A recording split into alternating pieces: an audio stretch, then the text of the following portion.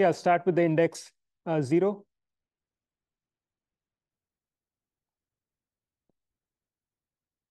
X1, Y1.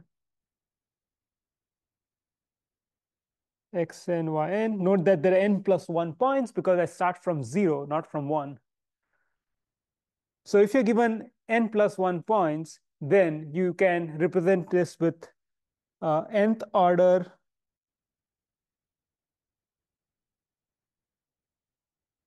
polynomial. Okay, so what does the polynomial look like?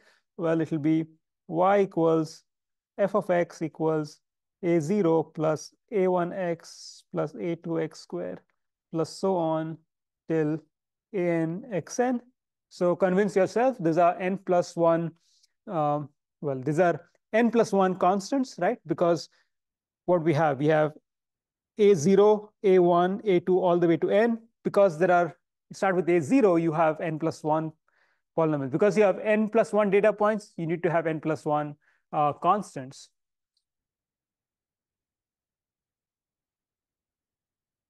A0, A1, so on till An are unknown constants. So what we do is, in order to find the constants, we will substitute the values of the pairs x0, y0 in that equation. And then we'll generate n plus 1 equations. And from n plus 1 equations, we'll be able to solve for n plus 1 constants.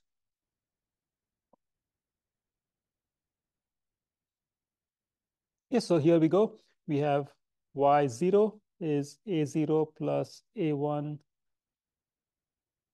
x0 plus a2, x0 square plus so on till an x0 n. Next is y1, a0 plus a1 x1 plus a2 x1 square plus so on till an x1 n. And then we keep going till we hit n.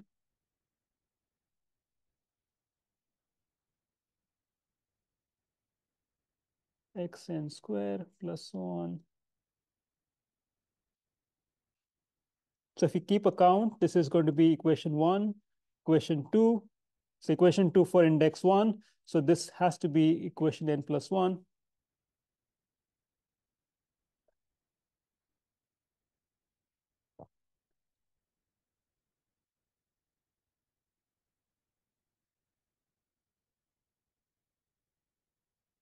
Okay, now it's easier to represent this set of equations, n plus 1 equations, as a matrix. So what you see here is we'll try to express these equations as with these as unknowns. So we'll try to pull them out. Okay, note everything else is known, right? X0 square is known because x0 is a value, y0 is a value. So we have a number there. So that's a number. It's not going to be an unknown. So we'll pull out the constants, and then we'll write it as a system of n plus 1 equations in n plus 1 unknown.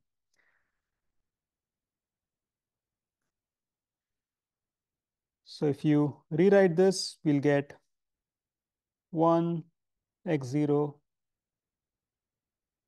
square, x0 cube, so on till x0n, 1 x1 square, x1 cube, so on till x1n.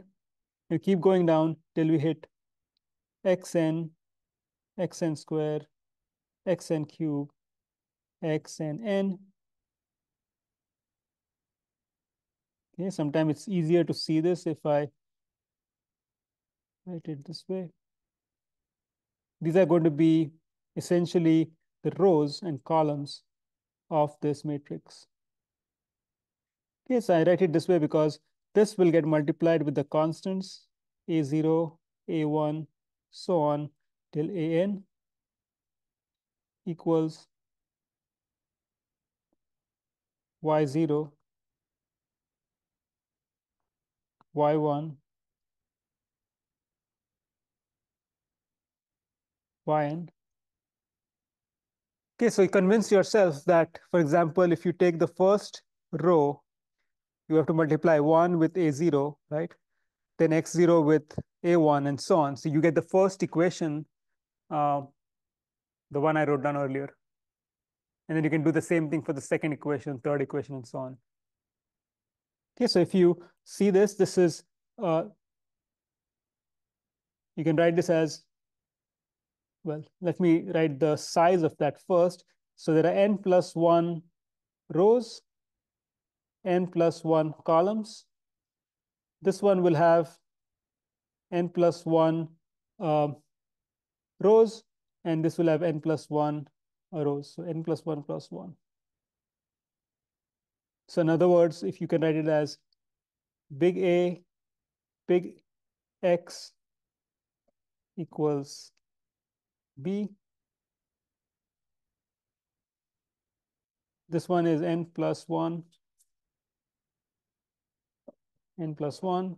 This thing is n plus 1 cross 1. And then this thing, n plus 1 plus 1.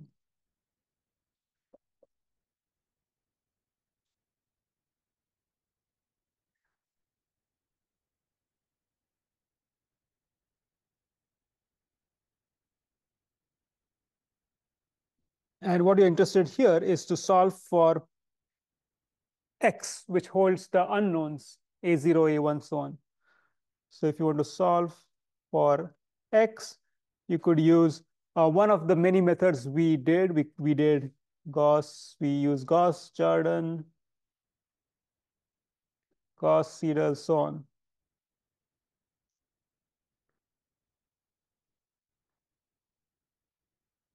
And so on. There are multiple methods. You could find the inverse of a whatever you could. We did this in the previous chapter.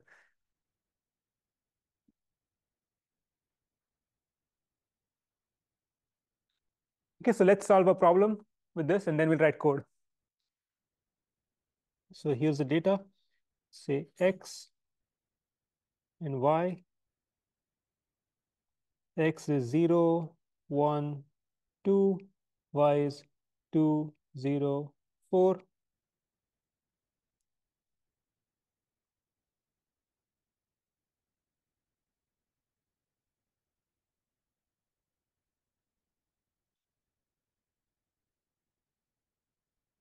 Generate a polynomial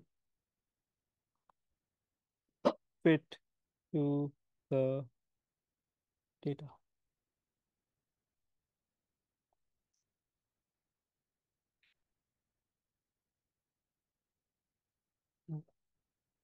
Okay, so what we recognize here is that there are 3 data points, right? 0, 1, 2. And so we need to have a polynomial which has at least 3 constants, 3 unknowns. And the equation which has 3 unknowns is a quadratic equation. So 3 data points. 2 is the degree of the polynomial. So we can write y equals a0 plus a1x plus a2x square.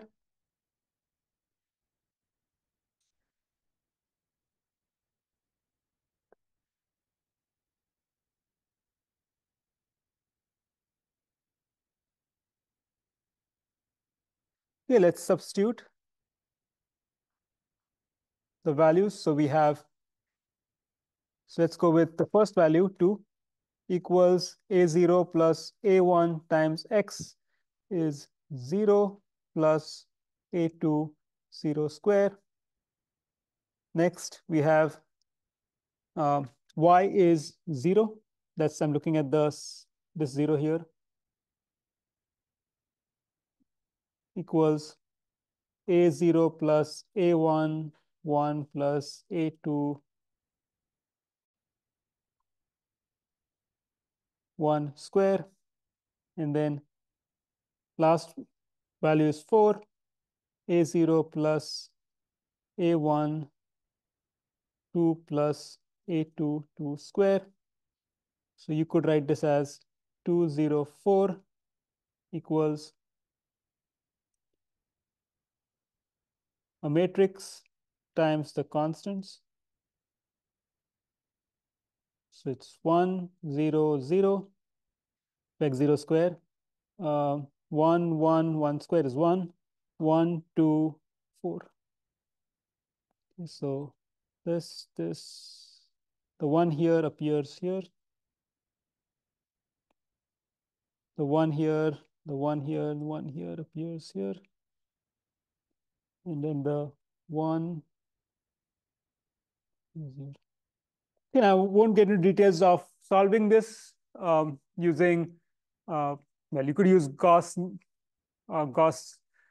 Jacob, Gauss Jordan, or Gauss Seidel, so on. Um, or you could just invert it. It turns out that for this particular problem, it's kind of straightforward to do that. You don't really need to invert anything. You can actually see that A0 is 2, right? First equation, essentially there are two zeros. And then you can use that in order to, when you have two equations, two unknowns, and then it's just a matter of substituting one the other. So it's really not that hard. So we'll just solve this. A0 is 2, A1 equals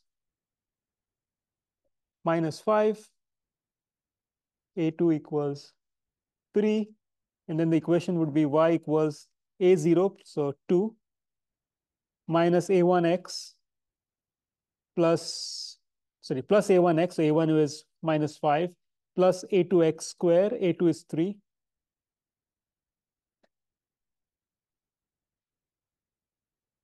Right, so the way you got it is, this went in here, this guy went in here, and then the 3 went in there. This comes from this equation here.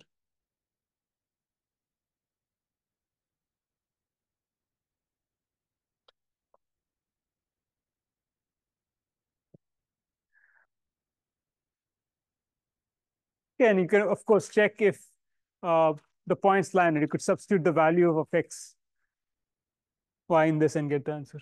Okay, so let's see how we can write this as a computer code. It turns out that it's a lot simpler than you think. You don't even have to worry about, you don't really have to worry about setting up the A matrix I wrote here. There is a function in Octave which will do it for you. It's called, I think it's called polyfit. So it's a question. Polyfit in Octave. Okay, what you need to do is, if you give it input x, y, and tell it the degree of the polynomial n, then it returns p, and p here is a polynomial. So it gives you the coefficients of the polynomial. So it's a good way to check our calculations. We'll give the same value for same data, and then see if it's able to give us the solution.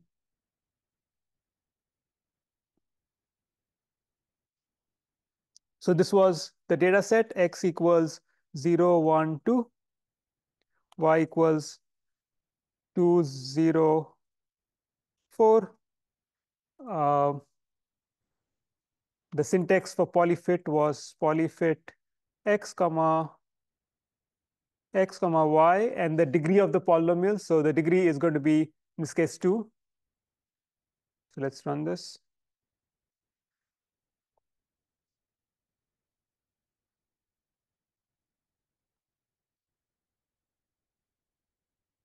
Let's save this in Dropbox. Numerical methods. Okay, let's call that main poly temp. Change directory.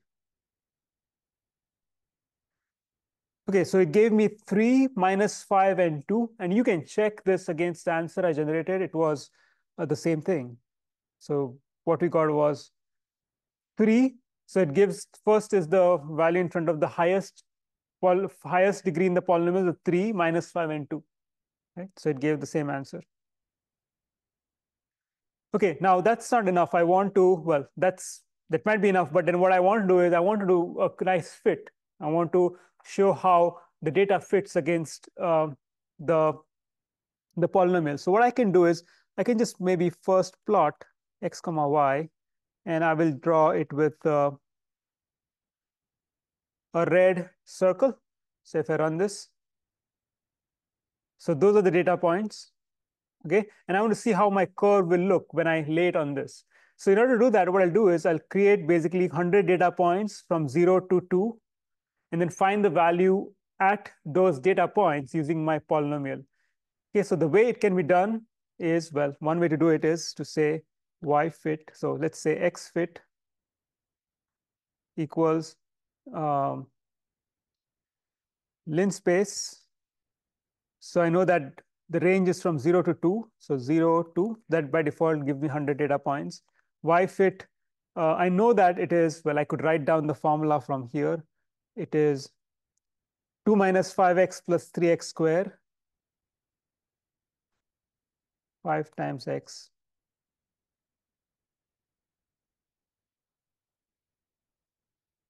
Okay, I'll make it better. Hold on. Let me just first make this plot. Okay, let me run this. Vector, okay, my bad. This should be x fit. Okay, let's run this now.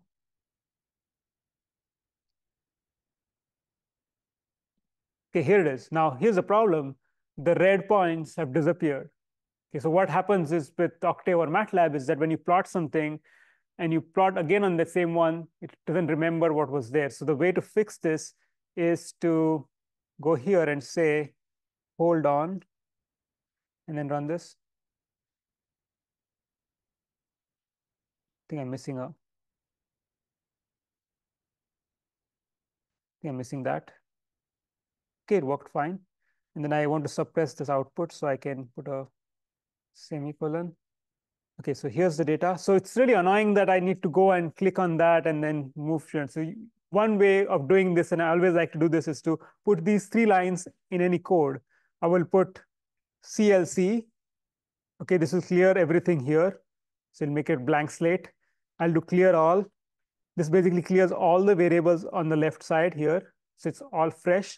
And then I'll do close all.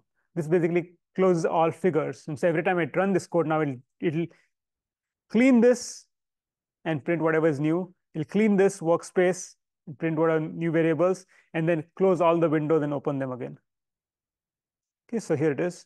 So you can see that the blue nicely lines up with the data points. Okay, now this is like a hack, right? I took this from the notes. What if I didn't want to do that? Turns out that there is a command in Octave called polyval. We search for, in fact, how did I know this? Well, if you go down here, it actually tells you. See also polyval, polyaffine. So polyval is the one which does that work for you. So if you go to polyval Octave, so you need to give it the polynomial, the coefficients, and give it the x wherever you want it to produce y. So I could now go here and then say y fit equals polyval, the polynomial. So here it's p, and then the date of the points over which I want to do that, x fit.